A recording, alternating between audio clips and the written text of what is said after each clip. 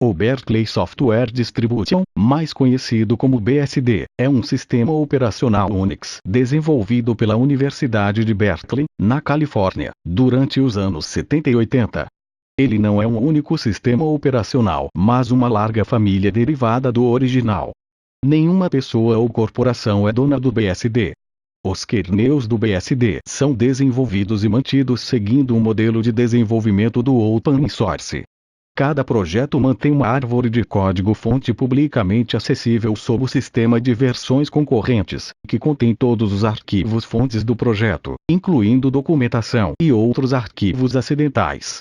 O sistema de versões concorrentes permite que usuários façam checkout, ou seja, extrair uma cópia de qualquer versão desejada do sistema. Ele é criado e distribuído por uma comunidade de contribuidores altamente técnicos em todo o mundo, que são divididos em 3 tipos: contribuidores, committers e o grupo central. Contribuidores escrevem código e documentação.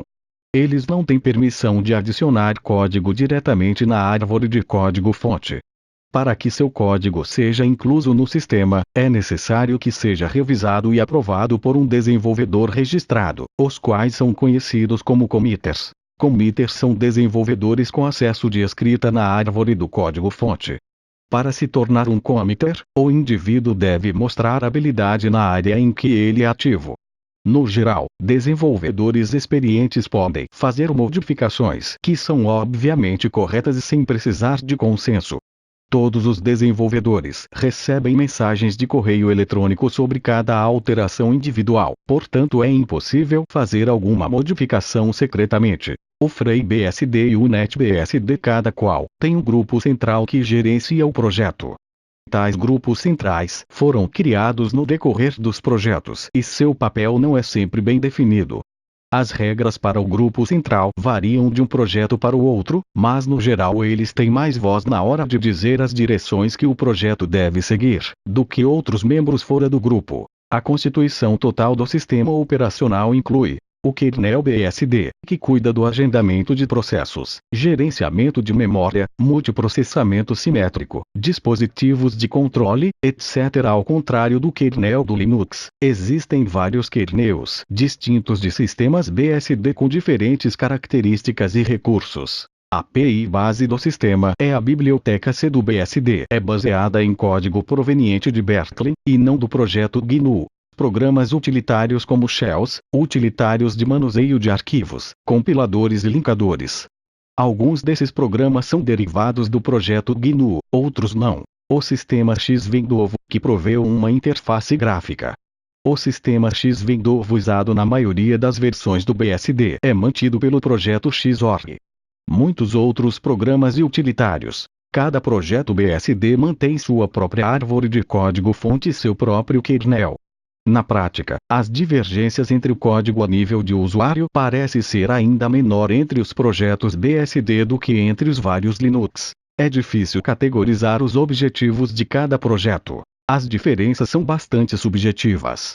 Basicamente, o FreeBSD clama por alta performance e facilidade de uso para usuários finais, e é o favorito de provedores de conteúdo da rede mundial de computadores.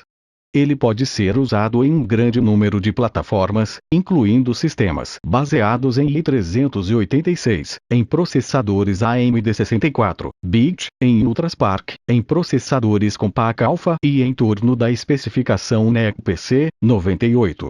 O projeto FreeBSD possui significativamente mais usuários do que os outros projetos. O NetBSD clama pelo máximo de portabilidade. É lógico que roda NetBSD. Ele roda de máquinas palm-top a grandes servidores, e vem sendo usado até em missões espaciais da NASA. É particularmente uma boa escolha para rodar em equipamentos antigos que não sejam Intel. O OpenBSD clama por segurança e pureza de código. Ele usa uma combinação dos conceitos de código livre com rigorosas revisões de seu código para criar um sistema demonstravelmente correto, tornando a escolha de organizações conscientes com a segurança, como bancos e departamentos do governo. Como um NetBSD, ele roda em várias plataformas. O Dragonfly BSD clama por alta performance e escalabilidade acima de tudo, não importa se é um sistema composto por um único nó ou um sistema massivamente clusterizado.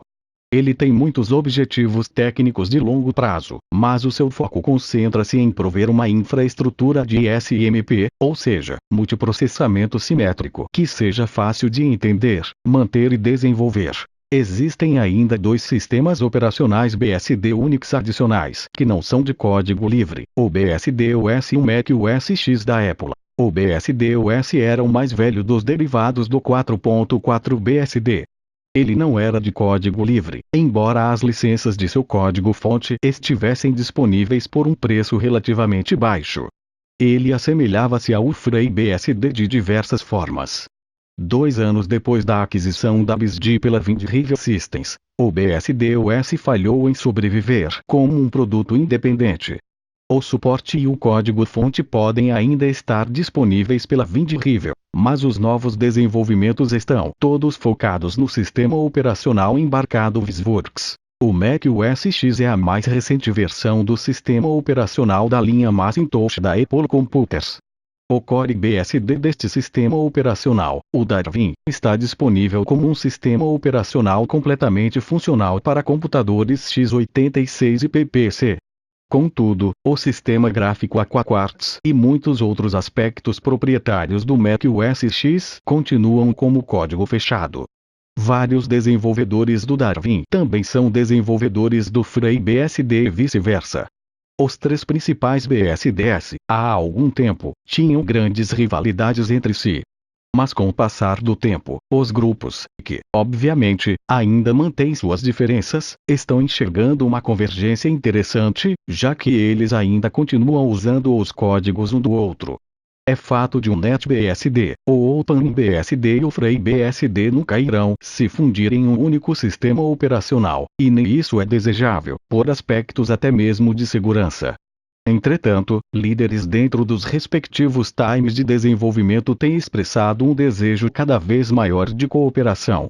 A Apple, que está agora importando grandes partes do código FreeBSD em seu sistema operacional Darwin, pode cooperar com outros projetos, apesar da controvérsia política de licenciamento da empresa. Por esta perspectiva, não é relevante se algum BSD vai chegar perto do Linux em relação a vendas. Independente de qual plataforma nós usamos, todos devemos ao BSD um grande débito não apenas pelo código BSD, mas pela existência da internet e de muitas inovações de sistemas operacionais, primeiramente testadas no BSD. Linux versus BSD. Além dos aspectos de licenciamento, as principais diferenças estão na arquitetura e na filosofia de ambos. O Linux, por si mesmo, não é um sistema operacional completo. Ele é o kernel do sistema operacional, a parte que controla o acesso a recursos, como o CPU Time in Peripheral. As versões empacotadas do Linux, chamadas de distribuições, combinam o Linux com outros códigos, dos quais, ironicamente, muitas porções são copiadas diretamente do BSD. Assim, cada distribuidor, por exemplo, Caldera, Red Hat, SUSE, vende seu próprio produto, um pouco distinto das demais distribuições, que consistem em Linux somado a outro software. Os BSDs, contrariamente, são sistemas operacionais completos que incluem não apenas o kernel como os programas, os utilitários e os arquivos de configuração que trabalham nele. E pelo fato de que cada BSD é desenvolvido como um todo integrado, as partes são dirigidas a um trabalho conjunto, conectado. Eles ainda têm consistência e solidez que, por vezes, faltam a distribuições Linux. Cada BSD trabalha do mesmo modo, não importa onde você conseguiu o disco. A filosofia BSD também difere da do Linux. Adeptos do Linux tendem a tomar uma posição revolucionária, vendo seus trabalhos como uma guerra contra a Microsoft e outros desenvolvedores de software.